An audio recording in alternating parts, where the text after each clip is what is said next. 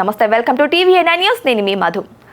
BJP జాతీయ అధ్యక్షుడు మారనున్నారు. ప్రస్తుతం జేపీ నడ్డా జాతీయ అధ్యక్షుడిగా కొనసాగుతున్నారు.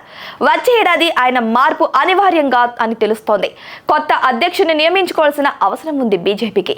మరోసారి జేపీ నడ్డాకు అవకాశం ఇచ్చే ఛాన్స్ లేదని కూడా తెలుస్తోంది. ఈ తరుణంలోనే రకరకాల పేర్లు తెరపైకి వస్తున్నాయి.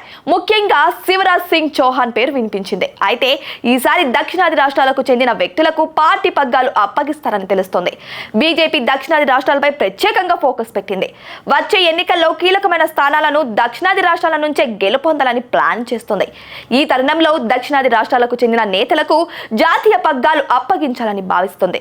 ముఖ్యంగా ఆర్ఎస్ఎస్ మూలాలు ఉన్న వారికి ప్రాధాన్యత ఇవ్వనుంది. అయితే ఇద్దరి పేర్లు ప్రముఖంగా వినిపిస్తున్నాయి. ఆ ఇద్దరు ఆర్ఎస్ఎస్ మూలాలు ఉన్న నేతలు కావడం గమనార్హం.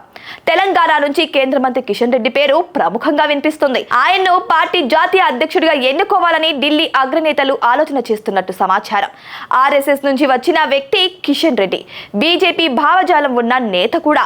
ప్రధాని నరేంద్ర మోడీ సమకాలీకుడు కూడా. అయితే నరేంద్ర మోడీ మాత్రం గుజరాత్ కు 3 సార్లు ముఖ్యమంత్రి అయ్యారు. ఏకంగా ఈ దేశానికి ప్రధానమంత్రిగా 3 సార్లు బాధ్యతలు చేపట్టారు.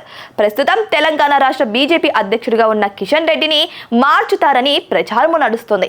ఆయన పేరును పార్టీ జాతీయ అధ్యక్షుడిగా పరిగణలోకి తీసుకుంటున్నట్టు సమాచారం.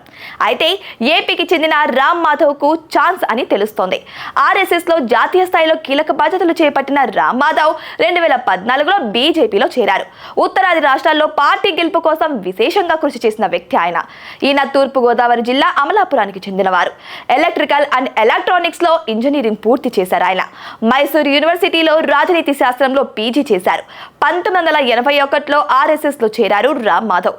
సమర్థవంతంగా తన సేవలు అందించగలిగారు. గత కొద్ది రోజులుగా బీజేపీలో యాక్టివ్ రోల్ ప్లే చేశారు ఆయన. ఏపీలో టీడీపీతో బీజేపీ పొత్తు కుదుర్చుకోవడంతో రామ్ మాధవ్ పాత్ర కీలకమని వార్తలు వచ్చాయి. 2014లో బీజేపీ జాతీయ కార్యదర్శిగా నియమితులయ్యారు రామ్ మాధవ్. ఆయనకు బీజేపీ జాతీయ పగ్గాలు ఇవ్వాలని ఆర్ఎస్ఎస్ సిఫార్సు చేసినట్టు తెలుస్తోంది. అటు బీజేపీ అగ్రనేతలు సైతం దీనికి సమ్మతించినట్లు ప్రచారము నడుస్తుంది. వచ్చే ఏడాదిలో జాతీయ అధ్యక్షుడు నియామకం ఉన్న నేపథ్యంలో రామ్ మాధవ్ పేరు ఖరారు చేస్తారని కూడా తెలుస్తుంది.